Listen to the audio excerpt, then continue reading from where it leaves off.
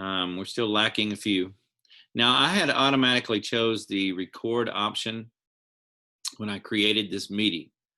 So inevitably, when you go back and rewatch this, if you choose to, on the Social Studies YouTube account, which I would encourage you to follow and actually watch these videos, then you'll realize that, hang on, there's going to be some dead time at the beginning.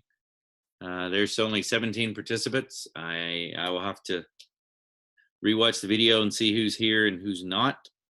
But for right now, we need to begin. I don't want to try to do that right now.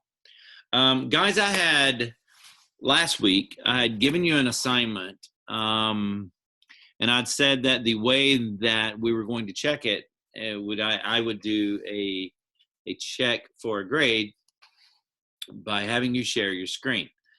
I don't know that came through. I don't know that was well communicated by me. So it was due today in the sense that you need to have it completed, watching the videos and taking notes, and reading the book and taking notes. However, I don't know that I communicated that well. So what I'm going to do is Wednesday, we're going to take a grade, and I'll literally say, hey, Belle, share your screen, and you'll show me your notes. I'll say, Katie Beth, share your screen. George, share your screen, etc. And that's how I'll check to make sure that you have that done. It'll be a spot check. And we'll do that on Wednesday, just in case you didn't know, and you don't have that available for me to check today. By Wednesday, have that available. We are still short a few participants, but we're going to begin anyway. First, some administrative things. If you look at the bottom of your screen, if you hover, if you see the participants, does everybody see that? I don't know. Yeah, everybody can see that. I'm just going to psychically realize that, aren't I? I need you to acknowledge that you see the raise hand feature. So when you see the raise hand feature, click it. I need to know that everyone knows where that is. Everybody raise your hand.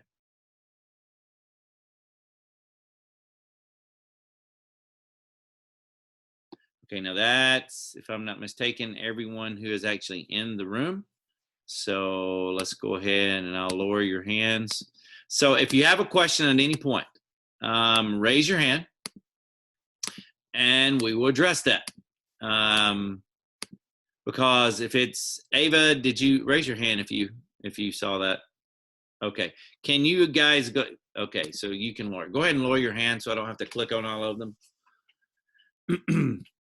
Because quite frankly, if I miscommunicate something, or if I spoke too fast, or used language you didn't quite understand, or I flew through something way too quickly, you didn't understand the concept in any capacity or the content, then you're probably not the only one. So if you raise your hand, that'll be a classroom dynamic that we can mimic, and be able to directly answer questions. We'll unmute you and you can move forward.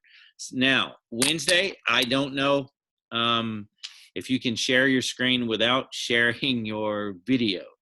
Belle, I'm not picking on you. You just happen to be the only person and you saw that, so you bailed, and I probably don't blame you at all if no one else has their video on.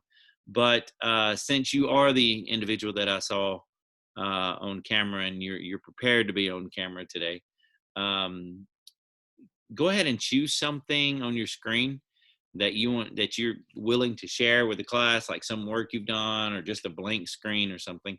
Click share screen and let me know if it brings up your actual camera when you do that, or if it just shows the screen. Will you do that for me? When I click share screen, it gives me different options. Okay. Go ahead. No, I'm trying to figure it out. It says whiteboard, and it says iPhone. Are you using your phone right now? No, sorry, I'm on my computer.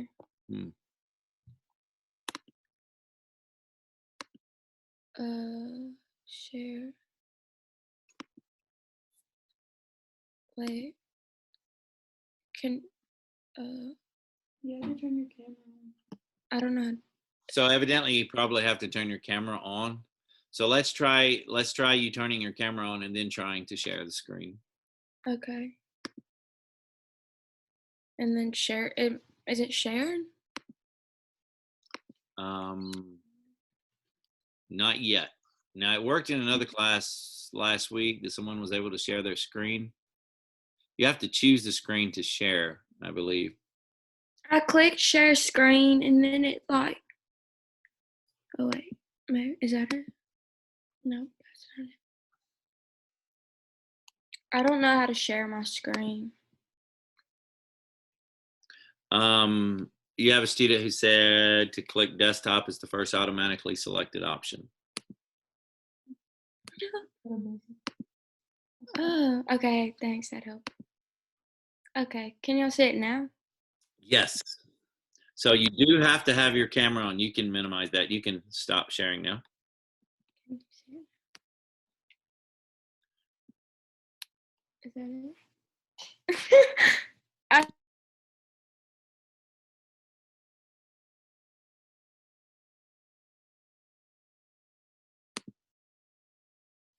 Okay, I think I stopped your sharing there. I'm not for sure.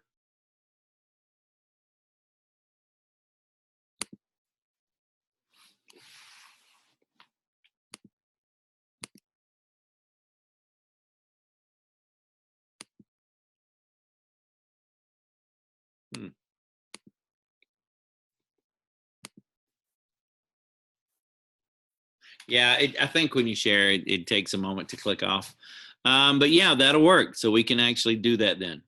But that means, guys, the reason I did that, Wednesday, you'll have to actually be prepared to be on camera or have your camera pointed at a wall or something when you're doing the click screen. So be aware of that. I'll let you know 2 days in advance that Wednesday we'll be sharing. So, and you know what? It might be a good day to go ahead and take one of those things you see floating around the internet and we can share with the school district where we do like a class photo screenshot thing. So be prepared to be on camera Wednesday. Everybody understand? Raise your hand if you do. No one understands.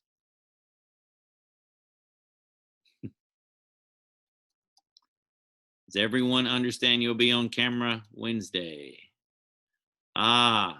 Internet went down. Okay, I don't know what all you got, but what I was saying is that Wednesday, be prepared to share your screen. Wednesday, be prepared to be on video, in other words. And since you're going to do that Wednesday, then we'll go ahead and do one of those cutesy little class photo things that everybody is attaching to the school district. It froze again. Hey, Coach Henson, I'm back. Yeah, I don't know what it like kicked me out. Yeah, there's some sluggish stuff going on right now. Cameron, you're on now, so that's good. Okay, I'm gonna try it again. Wednesday, be prepared to be on camera because we're going to share our screens and look at our notes that you took from the videos and the book. And Katie Beth, what I meant by class photo is there's a lot of teachers that have been attaching like a group photo of their class to the district page kind of thing. And since everybody's going to be on camera for a brief time Wednesday, we'll just go ahead and do one of those screenshots. Just know that your picture's going to be up for at least a short time on Wednesday. Now, did that come through? Does everybody understand that? If so, raise your hand.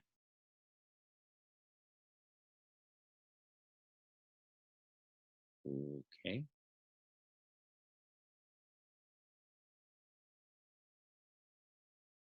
Tiffany, are you able to understand me?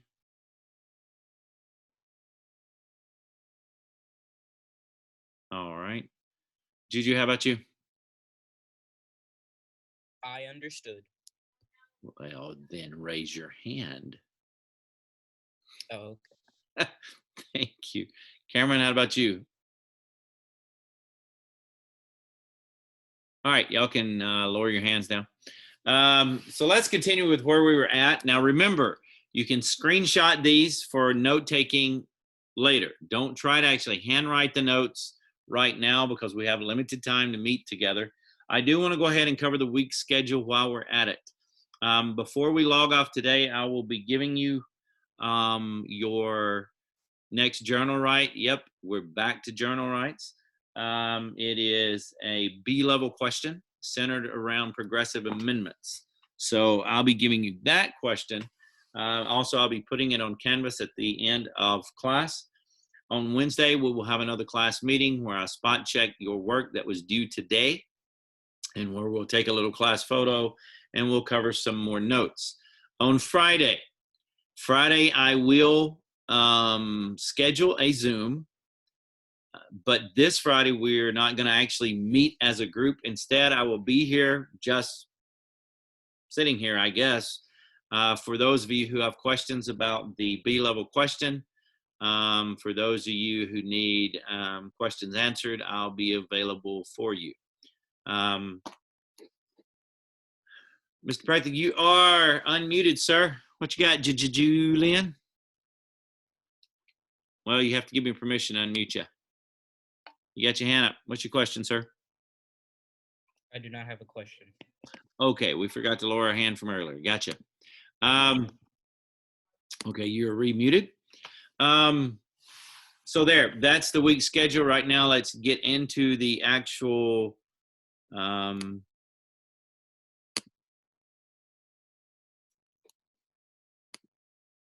notes for the day.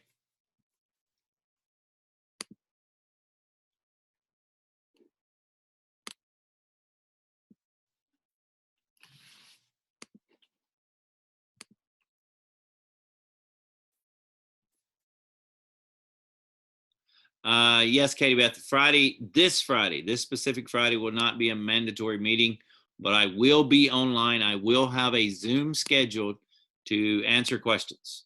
Okay.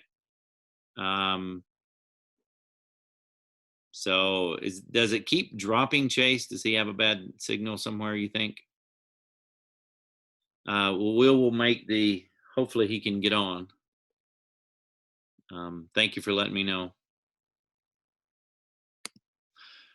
This is where we ended last time. This screen, these are the constitutional amendments that were passed during the Progressive Era, commonly called the Progressive Amendments.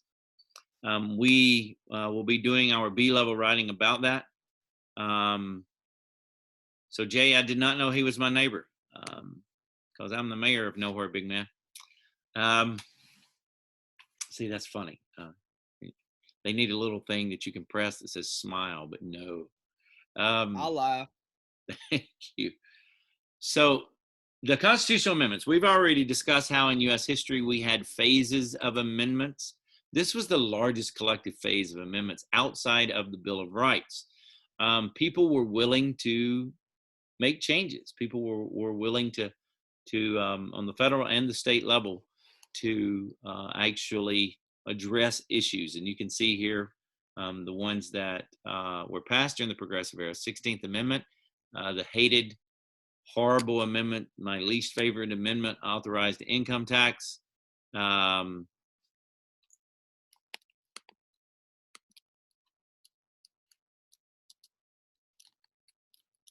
problem, Chase. That's cool. They let me know. The 17th Amendment, popular election of senators. If you recall, prior to this era of time, the state legislatures are the ones that chose who the senators would be from a particular state. Prohibition at 18th, and the 19th Amendment gave women the right to vote. Now, 18th Amendment, can't vote. Can't vote. Pardon me, you can't drink. And 18 years old, can't drink. 21, you can drink. 21st Amendment reverses the 18th Amendment. Easy way to remember that. Yeah, I'm trying to figure out how to get this in this screen to change. So bear with me.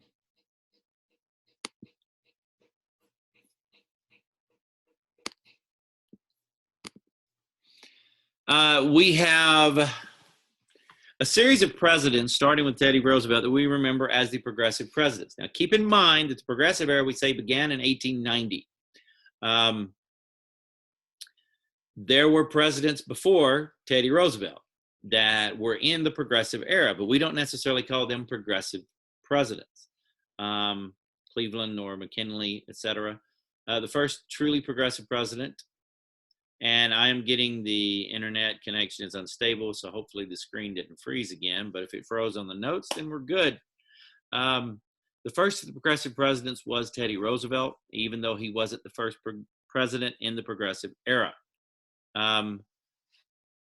We've looked at Teddy Roosevelt. We know what he did with the Food and Drug Administration, or Act, should I say. We know what he did, trust busting. We know what he did for the environment. We know how he set aside lands. We are aware that he took on some of America's largest companies. So we know some of his domestic agenda, which is called the Square Deal, if you remember from last week. Taft. Immediately after winning the election, as you can see on your screen, Teddy Roosevelt said, hey, I will not be running for re-election again. And he did not. He was a man of his word. He handpicked William Howard Taft to replace him. William Howard Taft, rather large guy, as you can see here.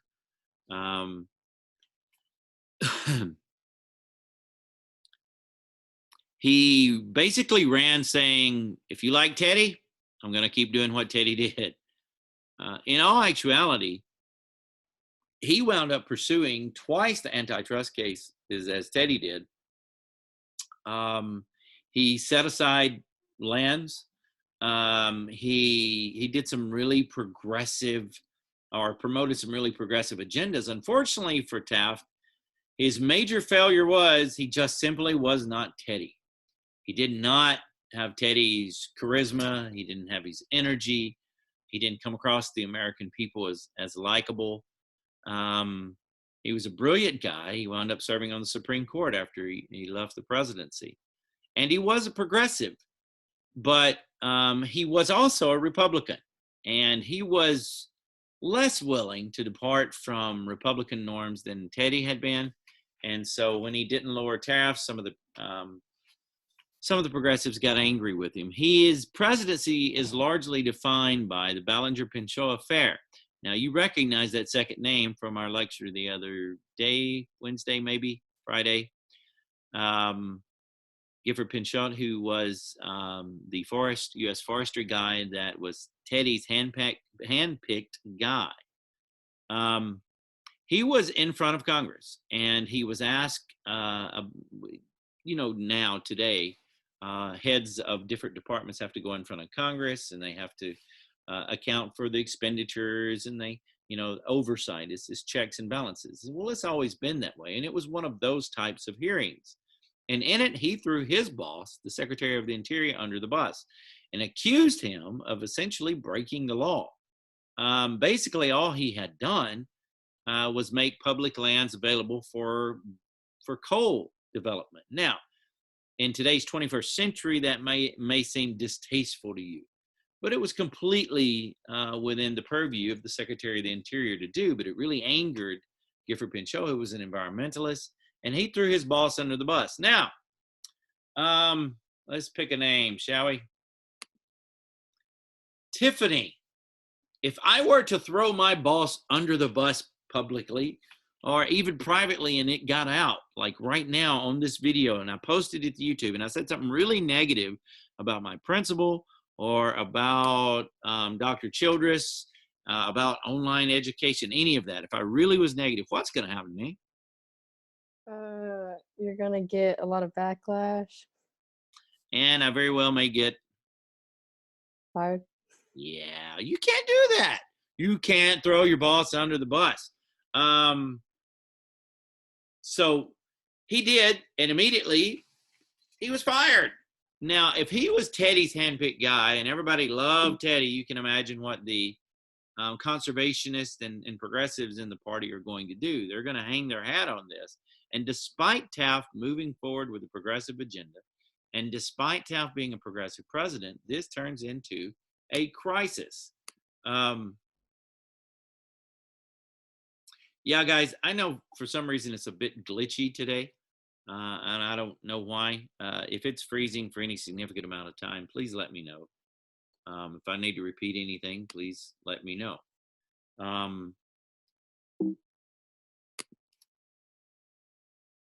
So the progressives actually joined with the Democrats and decided to investigate Ballinger. Now, a reminder, Ballinger is the Secretary of the Interior.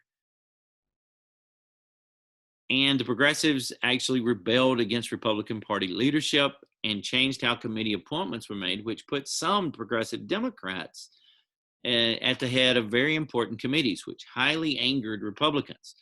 This is a thorn right here. This is a thorn in the side of Republican Party leadership that it will actually cost them an election, as you're going to see.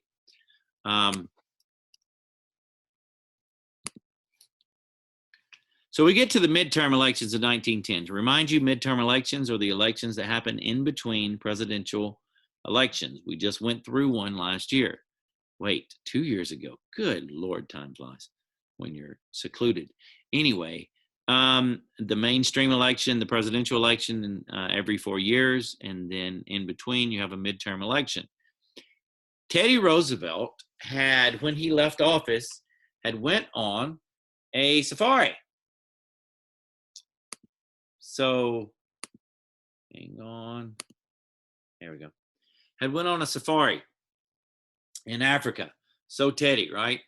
And when he's returning home, he takes the long way around, all right?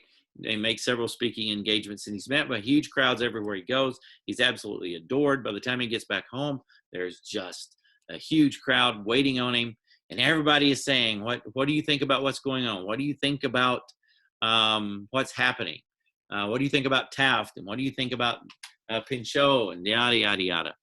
Well, at first he kept quiet and he honored his promise to stay out, etc. But by the time 1910 rolls around, he begins to campaign for progressive candidates. Now, I need you to look closely at that. This does not say progressive Republican candidates. So you have a former Republican president who, at the height of his popularity, is one of the most popular presidents in U.S. history, remains that way to this day, speaking out for some Democratic candidates for Congress. Now, as you can imagine, that does not go over well with the Republican old guard, the leadership of the party. And of course, you could guess some of the things that are on this particular screen here, because it mirrors a lot of the notes that you've already taken about the problems of the Gilded Age and some of the areas in which the progressive era focused. He spoke for workplace protections for women and children, and a change to the tax structure, direct primaries, voting reform, etc. And he didn't differentiate between parties. If you signed on to his agenda, he would support you. So by the time we get to the election, Republicans lost a lot of seats. And by losing seats, and the seats they lost were to progressive Democrats, we essentially had a de facto third party for a very short amount of time where progressives by far dominated the Senate. And then by 1912, Roosevelt just can't stay out, and boom, he decides to enter the presidency again, or enter the race for the presidency again. He wants the Republican nomination for president. Now, as you can imagine, looking back in history, this might have been a really stupid mistake by the Republican Party. He was the people's choice. People loved him. The Republican Party would have easily won the election had they run Theodore Roosevelt for president. But you know what? Grudges, man, they get you every time. And they were so angry at what he had done in the midterms that, you know, they're not going to support him. Now, keep in mind that Taft's record was relatively progressive, more so than Teddy Roosevelt in some cases. He brought more antitrust suits. He reserved more public lands. He supported the Children's Bureau, the 16th Amendment, the 17th Amendment. He gave the ICC more power. All that's on your screen there. But in the end, he just wasn't Teddy. That's just what it boiled down to. Which brings us to the election of 1912. You can see there Teddy riding the bull moose, famous little image. Roosevelt and Taft both wanted the party's nomination. And as you recall, once upon a time, the political parties would meet and they would argue it out to see who was going to be the nominee. The people overwhelmingly supported Teddy Roosevelt. He had a ton of supporters at the convention. The American people assumed that it would be his to win, etc. But the Republican Party gave the nomination to Taft instead, because, you know, he was Republican. Teddy had ran for some Democrats in the midterm, and eventually the progressives just march out of the convention and start their own party. And they call it the Progressive Party. It becomes nicknamed the Bull Moose Party because when he was running for election, a reporter, when he announced that he was going to run for election, a reporter had asked, "If you ready for that grind? You're not as young as you used to be." And he said, "Well, I'm as fit as a bull moose." And so it became known as the Bull Moose Party. So what was its platform? Now, if I didn't show you this screen and I ask you what the agenda of the Bull Moose Party was, you could probably tick the things off straight from the notes that you took on the videos and off of the Blue Book, because it's just straightforward progressive agenda. Tariff reduction, women's suffrage, regulation of big business, ending child labor, and you can see all of them here. And a lot of women wound up joining the party and campaigned for the candidates. And quite frankly, won some offices in Western states. Now, I know that's really ironic, and it was a very ironic moment in U.S. history where women could not vote, but could run for public office. But that was the situation. This is one of my favorite stories of Teddy, and you can look it up if you'd like to know more. But and you can see it on the screen, probably already have. Typical Teddy, giving a speech. And he was in Milwaukee, and somebody shoots him. I mean, a would-be assassin pops him, hits him in the chest and knocks him back. The man rips off his shirt and swings it in the air, bloody shirt in hand, and says, "It'll take more than this to kill a bull moose," and continued his speech for an hour and a half before leaving the stage for medical assistance. So you can see why Teddy is remembered in history, so beloved in history, should I say. In the end, it wound up being a four-way race. You had a ton of different other candidates in it, socialist candidates, etc. The Republican Party vote was split. Teddy Roosevelt got more votes than Taft. But in the end, neither of them, because they split the Republican and progressive vote, and New Jersey's Governor Woodrow Wilson decided to run on a progressive agenda. He strategically decided. That's one of the big arguments in history that's happening right now. A lot of people are writing about whether or not Wilson truly was a progressive, but he ran as a progressive on the advice of some staff that worked for him, and he called his reform platform the New Freedom, which is so very similar to the name that Teddy had used. And the Republican vote was split. So with a small majority of the vote, small plurality of the vote, not majority, Wilson wins. We're going to pick up on Wilson's ideas on Wednesday after we spot check everyone's stuff. I'm going to go ahead and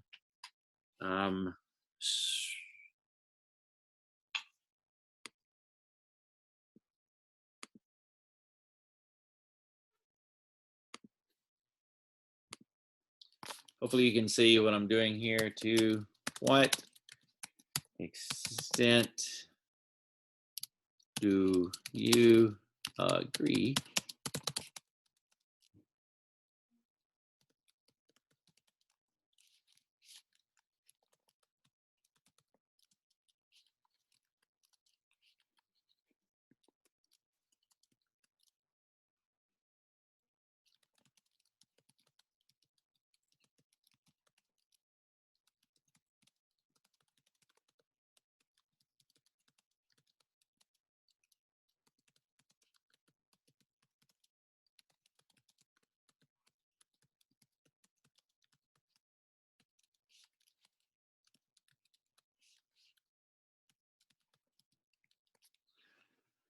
Okay, that is your, if you'd like to take a screenshot, you can. I'll also put it on Canvas.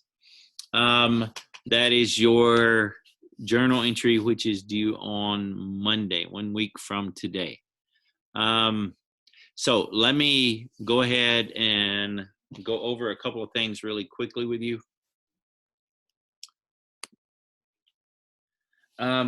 So from my end, if I am understanding what my responsibilities to you are that I've given you anyway today, or said that I would follow through on, I need to put the assignment on Canvas. I need to send you an invitation to both Wednesday and Friday's Zoom, but only Wednesdays is mandatory. Fridays is for question.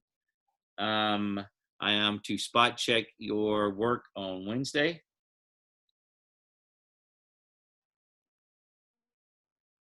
You were supposed to, your responsibilities, you were supposed to have read the section on progressive era and taken notes. You were supposed to also have watched the videos, the 30 minutes of videos, and taken notes from those.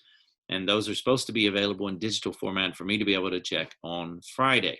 You also now have been assigned a level B essay, which will be due on Monday, the 6th, I believe it is. There, I think that's everything. Raise your hand if you have a question, please. I left some time here at the end for questions.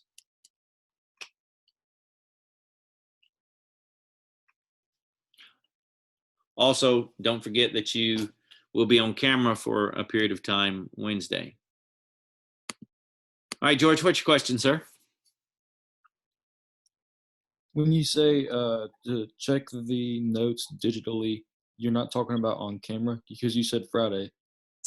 Check them digitally on Friday and show them on screen on Wednesday. Okay, if I said that, then I misspoke. Okay, same thing. Yeah, Wednesday. My apologies. Wednesday is when you will be sharing them on screen. So yeah, thanks for clarifying that. Appreciate it. Further questions?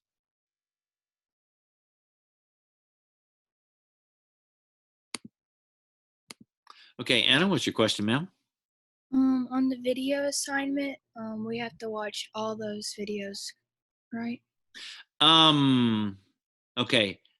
If you choose those videos, I guess that's fine. I just simply wanted to give you some examples of videos that you could choose from, the types of videos that you could watch, because, you know, different people are interested in different things, and this is a rabbit hole that you could go down yourself and just watch legitimate historical videos that are about the progressive era and take notes from that. And so everyone's notes should be different. Not everyone actually watched those videos. But yeah, I just put those on there as examples. But you could feel free to watch any historical videos about the progressive era that you wanted. Okay. Further questions?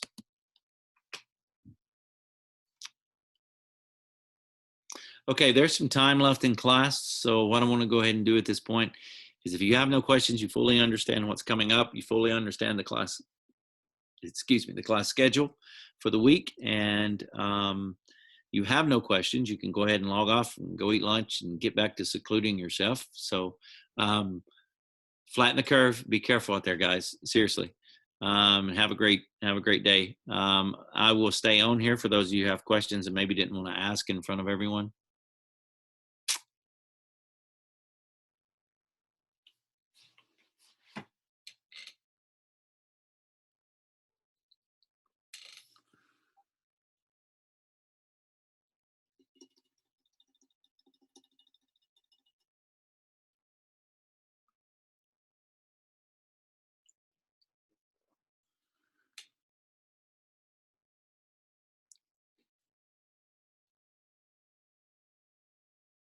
Cameron, do you have any questions?